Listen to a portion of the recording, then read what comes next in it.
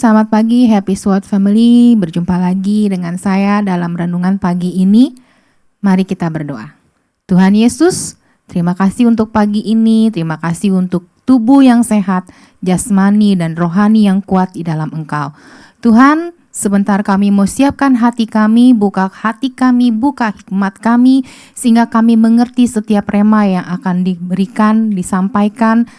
Biarlah itu boleh menjadi rema dalam hidup kami. Terima kasih, berkati hamba-Mu, kuasai hamba-Mu, sehingga apa yang keluar dari lidah bibir hamba-Mu ini semua berasal daripada Engkau. Amin. Pagi ini judulnya adalah Pare si Pahit.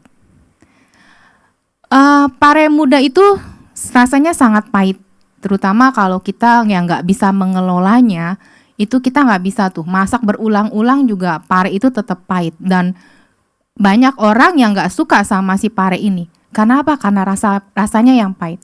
Saya ingat banget dulu juga saya gak suka makan pare. Tapi waktu di kantor teman-teman saya bilang suruh cobain.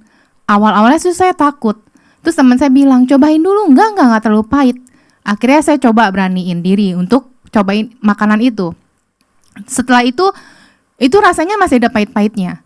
Setelah saya makan, saya tuh jadi enak ya, ternyata pare itu ada krenyes gitu kan. Saya seneng tuh kalau makanan yang masih ada kayak kres-kresnya gitu kan. Terus saya belajar gimana ya cara mengelola supaya si pare ini nggak pahit sama sekali. Saya belajar, saya pelajarin, saya lihat baik dari YouTube gitu kan. Saya tanya-tanya sama teman saya yang pintar masak. Saya dapatlah ilmu itu. Akhirnya saya praktekin. Terus saya tuh suka kirim ke Bapak Gembala kan. Dan ternyata Bapak Gembala suka. Ternyata berarti saya berhasil gitu kan untuk mengelola si pare yang pahit itu. Saudara tahu nggak, pare itu manfaatnya sangat banyak. Ya kan, dia bisa mencegah, membantu penderita diabetes, mencegah mengurangi gejala kanker, mengurangi efek wasir, meningkatkan kesehatan pernafasan, meningkatkan kesehatan kulit dan meningkatkan sistem kekebalan tubuh. Mungkin masih banyak lagi yang lain. Dan ini telah terbukti memiliki zat anti-inflamasi, anti-jamur, antibiotik, anti-alergi, antivirus, antiparasit, dan kualitas ekspektoran. Kita buka ayatnya di dalam Efesus 4 ayat 31. Segala kepahitan, kegeraman, kemarahan, pertikaian, dan fitnah hendaklah dibuang di antara kamu, demikian pula segala kejahatan. Yeremia 4 ayat 18. Tingkah langkahmu dan perbuatanmu telah menyebabkan semuanya ini kepadamu. Itulah nasib yang buruk, betapa pahitnya sampai menusuk hatimu. Saudara, ketika kita geram, ketika kita marah, kita simpen tuh di dalam hati kita, ya kan? Menjadi satu kepahitan yang luar biasa.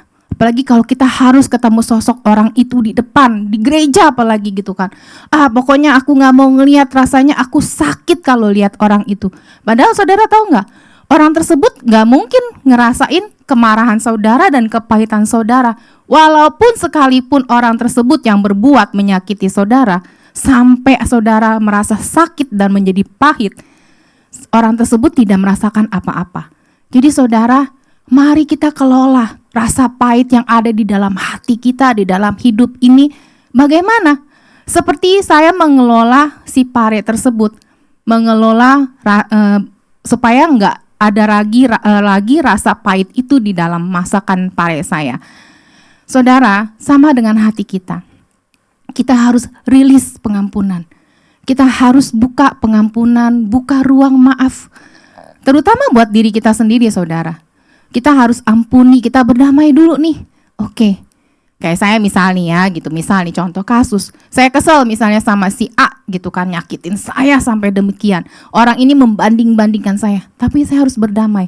Oke Mel, kamu gak kayak gitu. Kamu itu udah dimuliakan Tuhan, kamu tuh udah dipilih sama Tuhan, gak usah pusing sama dia.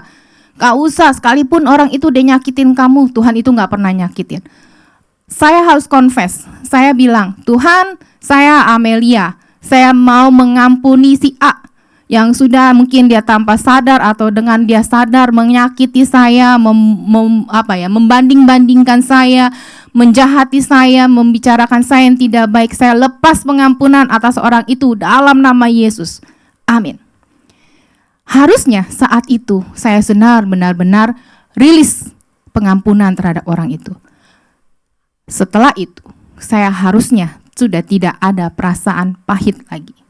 Kita harus bisa mengelola perasaan itu seperti masakan pare. Kalau saudara suka beli somai, di somai itu ada pare gitu kan. Saya suka beli. Parenya bang gitu kan. Kadang-kadang ada abang somai yang jualan parenya masih tetap pahit. Gitu kan. Kalau dia udah terlalu pahit, kita nggak bisa makan. Sama.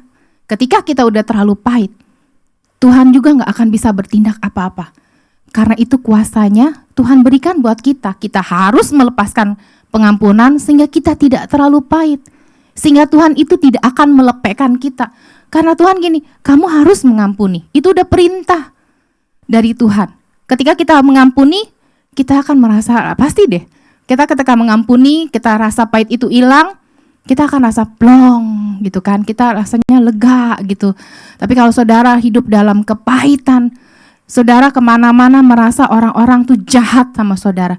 Seingat dulu waktu saya sekolah, ada kakak kelas saya, dia deket sama saya. Dia tuh sangat depresi gitu ya, dia tertekan dan tiap kali dia mengalami hal apa, dia kalau kita ke mall gitu ya, terus dia tuh segini, lihat deh, dia pasti tahu masalah gue. Aduh gue sebel deh, gue gak suka. Akhirnya jadi depresi. Dan dia selalu maunya buang sampah. Kalau saya kasih nasihat, dia selalu balikin, lu tuh gak ngerasain apa yang gue rasa. Lu tuh gak di posisi gue. Karena dia menutup diri. Dia tidak mau berdamai dengan dirinya sendiri. Sampai akhirnya terakhir saya dengar dari papanya, itu udah kejadian berpuluh-puluh tahun ya. Papanya bilang, ada orang gereja yang mau menjenguk dia dan dia lemparin pakai sendal. Saya sedih, saya hilang kontak sama orang itu. Saya merasa Tuhan kalau memang dia masih ada. Kalau saya memang boleh ketemu sama orang ini, saya mau ngelayanin dia. Mari saudara, kadang-kadang kita berpikir, oh orang yang kepahitan gak bisa ibadah, bisa. Orang sekarang yang kerasukan, yang apa, yang banyak setannya, bisa gak ibadah? Bisa. Karena apa? Karena kita munafik, kita menutupi rasa pahit itu. Kita pura-pura kita pakai topeng kita. Mari saudara, kelola rasa pahit itu. Ampuni orang-orang di sekitar Anda yang sudah menyakiti Anda. Mari kita berdoa. Tuhan Yesus, pagi ini, segala rasa pahit yang ada di dalam hati kami yang mendengarkan renungan pagi ini, siapapun orangnya, mari Roh Kudus masuk ke dalam hati mereka.